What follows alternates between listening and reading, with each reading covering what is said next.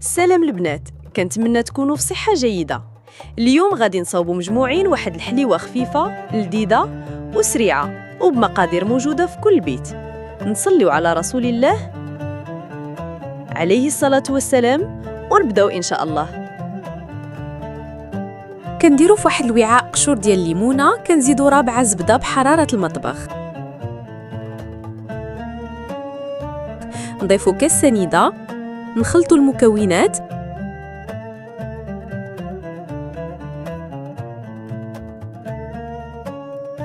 كاس عصير ليمونه اللي خدينا القشور ديالها،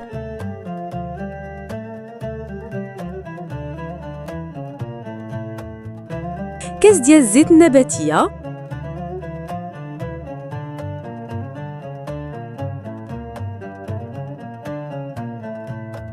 كاس ديال الكوك،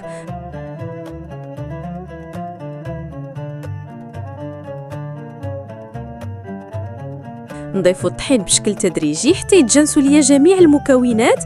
المهم تقريبا انا كيلو ديال الطحين اللي درت.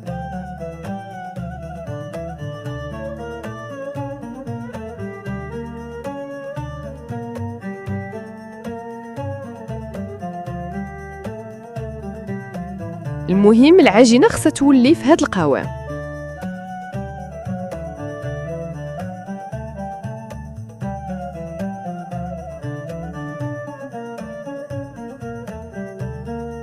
من بعد كناخذوا اللوز عادي ما مقلي ما والو، بالاضافه لابيض البيض، وكنبدا نشكلو في الكويرات ديالنا. الحجم تقريبا قد المشماشه ولا على حساب الاختيار. كنديروها في ابيض البيض، من بعد في اللوز، وكنحطوها باش تدخل الفران.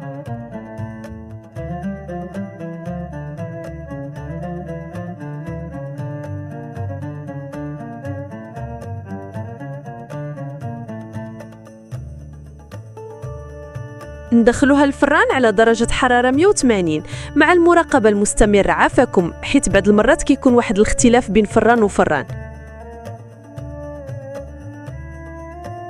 البنات، هذه هي الحليوة ديالنا. اش غادي نقول لكم، ريحتها لا تقاوم، ريحة الليمون مع الكوك مع ريحة اللوز، شي حاجة روعة بزاف والله. كتجي شيشة وكتذوب في الفم، بمجرد ما حليتها زادت الريحة عطس ديال الليمون. ما شاء الله وخلاص. كنتمنى منكم كاملين تجربوها وتردوا عليا. المهم هذه هي الكميه اللي خرجت ليا، وكنشكركم على المشاهده. ولا عجبكم الفيديو ما تبخلوش عليا بالاعجاب والمشاركه مع الاصدقاء. خليت لكم الراحه والسلام عليكم.